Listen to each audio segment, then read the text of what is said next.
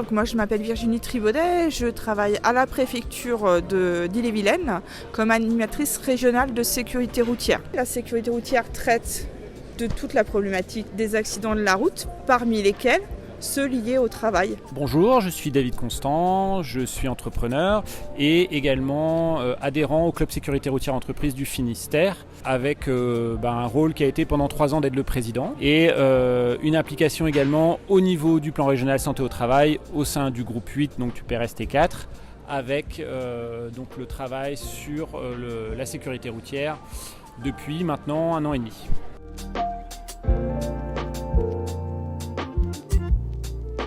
Alors, l'application DiagSRE, elle a pour objectif de faire les entreprises s'interroger sur leurs compétences, sur leurs connaissances de la sécurité routière au niveau professionnel, de les accompagner dans les actions pour améliorer cette partie-là et faire en sorte que progressivement ils soient de plus en plus efficaces dans la maîtrise de la prévention à la sécurité routière. Ça fait maintenant 1 an et demi qu'on est sur le projet DiagSRE, mais il faut savoir que ce projet-là est né quand même d'une démarche antérieure au niveau du PRST4. Donc la construction de ces questionnaires est antérieure en fait à l'application. Et l'application permet aujourd'hui de diffuser bien plus largement le projet, puisque d'un projet régional, on arrive à un projet qui est national maintenant et qu'on va pouvoir diffuser dans l'ensemble des départements français. Cette application qui est destinée à toutes les entreprises donc de Bretagne et d'ailleurs, maintenant qu'on a un outil qui va leur être ouvert, donc y compris les plus petites d'entre elles, de faire un autodiagnostic de manière la plus simple et efficace possible, et par les questions qui vont être amenées à se poser vont découler plus ou moins naturellement des actions à mettre en place derrière. Donc il s'agit d'une entreprise qui a besoin de faire le point sur où j'en suis exactement, je fais déjà des choses, mais est-ce qu'il faut pousser encore un petit peu plus, et celles qui vont tout juste aborder le sujet, qui ne savent pas tellement par quel bout le prendre, l'outil devrait les aider. Diffuser aussi au sein de nos clubs ce travail-là, de faire en sorte qu'on interroge sur des sujets d'actualité pour nous, donc de construire des questionnaires qui soient d'actualité pour les clubs sécurité routière, et en fait représentés par les membres du PRST, donc voilà, l'inspection du travail, la préfecture de région, les clubs sécurité routière de la région, les services de santé au travail, et tout ça fait que ce comité éditorial est vraiment pertinent pour décider de ce qui doit figurer dans DiagSRE et ce qui n'a pas à s'y trouver.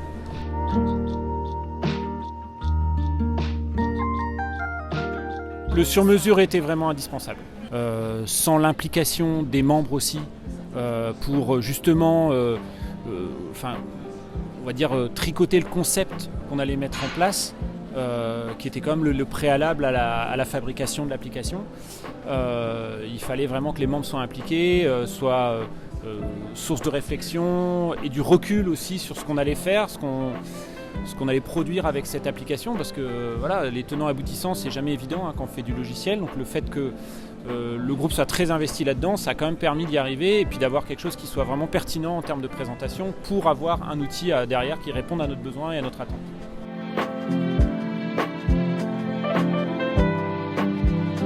On tenait aussi beaucoup à la notion d'anonymat des données, parce que le comité qui va valider les contenus sur la base du groupe de travail initial, mais nous par exemple en tant que service de l'État, on n'accédera pas aux données que les entreprises vont saisir dans l'application. C'est pour ça que ça reste géré par les SRE, par les professionnels, parce qu'il ne faut pas que ce soit un frein, que les gens se disent je vais partager des informations qui ne sont pas toujours...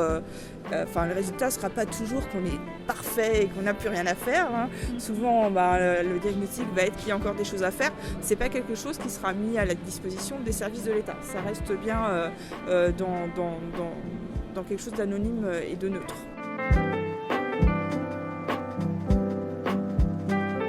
Alors ça, c'était un vrai choix. Déjà parce qu'on s'est dit plan régional. Bon, si plan régional, on va travailler avec une entreprise qui est en dehors de la Bretagne, ça n'a pas de sens. Clairement, il fallait que l'entreprise avec qui on allait faire ce projet-là soit une entreprise bretonne. Après, il a fallu sélectionner, donc évaluer différentes entreprises qui soient en mesure de réaliser ce projet-là. Donc là, c'est passé par des échanges, évidemment la proposition de l'expression de besoin à ces différentes entreprises. et à la fin le choix sur des critères de réalisation, de délai, de prix bien sûr aussi, il fallait être cohérent avec ça, et puis de maîtrise aussi dans le sujet. Donc ça c'était un point qui était important aussi.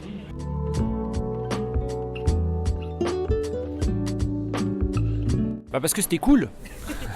C'était cool de travailler avec vous.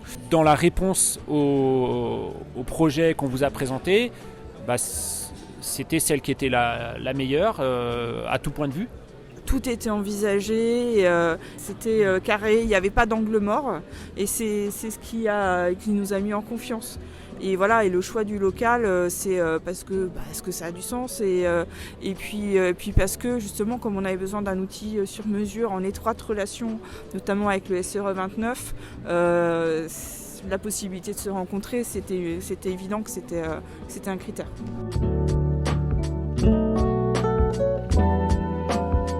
Déjà parce que c'est une équipe aussi à taille humaine chez Cool IT, donc ça veut dire qu'on connaît tout le monde, qu'on avait quand même des interlocuteurs privilégiés et qu'on savait très bien que s'il y avait une question, un problème, on pouvait la poser et on avait une réponse rapide. C'est-à-dire qu'en gros, par rapport à l'offre qui avait été faite, il n'y avait pas de mensonge, on avait bien la réponse qu'on attendait. Et de ce point de vue-là, c'est rassurant aussi, parce que quand on mène un projet de ce projet-là, avec l'ambition que l'on met dedans, il faut qu'il y ait de la réponse, bien sûr, au niveau de la réalisation, ce qu'on a eu. Donc dans l'interaction après, par contre, on avait un interlocuteur privilégié qui faisait le lien entre le groupe de travail et Cool IT.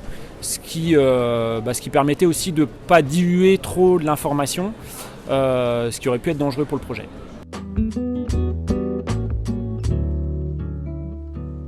Les utilisateurs déjà qu'on a pu, on va dire, solliciter, nous ont dit déjà c'est simple, c'est facile à prendre en main, ils ont vite compris comment ça marchait. Donc ça c'est un côté rassurant, c'est se dire sans une formation, on a des gens qui sont capables d'exploiter l'application, ce qui est vraiment essentiel, parce que forcément, quand on travaille sur ce genre de projet, les utilisateurs finaux, on ne va pas les avoir à portée de main tout le temps. Et maintenant, on va passer au déploiement avec des retours et un résultat qui est assez intéressant, puisqu'il y a quand même un peu plus de 100 personnes qui ont répondu au premier questionnaire.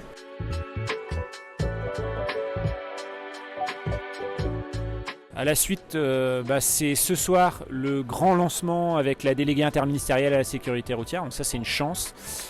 On a un produit sécurité routière et on le lance officiellement avec la déléguée interministérielle. Je ne pense pas qu'on puisse faire ce genre d'action à chaque fois.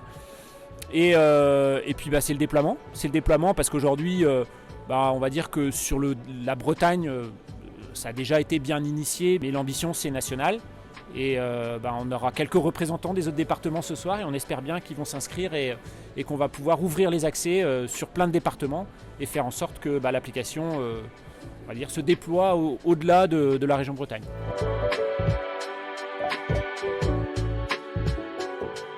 Depuis plusieurs années, la sécurité routière propose aux employeurs une charte des 7 engagements de sécurité routière qui est un engagement fort mais qui est surtout un engagement moral.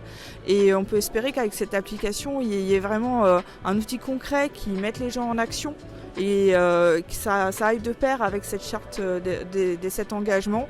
Et effectivement, l'enjeu immédiat pour nous, ça va être que ce soit diffusé, que ce soit connu des employeurs, encore une fois, quelle que soit la taille de l'entreprise, notamment en Bretagne. Et donc on va compter notamment sur les partenaires du PRST pour porter ça.